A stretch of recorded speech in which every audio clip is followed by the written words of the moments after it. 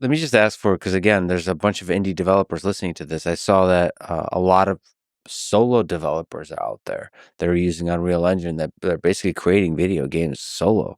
I saw, uh, can highly recommend. It's great. Choo Choo Charles. It's a great video game. Gavin Eisenbeis, a great guy. He solo created this game. That's, I think, quite popular. I believe he says he used he didn't even use C++. He used visual scripting, he used blueprints Yeah. to create it. Okay, so I mean, all that to say, people should go check it out, support indie developers, support Gavin, support everybody like that.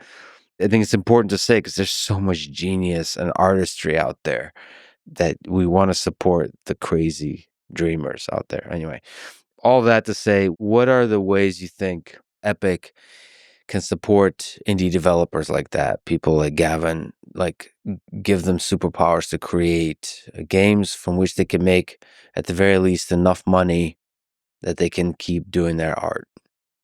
Yeah, well, that's really about productivity, because to be successful with a game, you have to have a great game. If you're targeting if you're building a type of game that nobody's ever built before, you might be able to build a smaller, simpler game than if you're competing in a massive genre that has huge expectations. But it's all about enabling somebody to do that in a reasonable amount of time that they can spend and to be able to finish it and ship it and maintain it successfully. The tools are a big part of that, having the tools be as productive as possible. But there are a lot of other facets as well, like having a content marketplace is a big thing. Just off the shelf piles of content, some free, some paid, built by other creators, can enable a small indie team to build a big game, uh, and just be able to focus on the unique content of the game, being able to write their gameplay, and lay out their environments the way they want, but not have to build every tree and rock. Because somebody's already built one, and theirs is probably like, perfectly suitable for your game.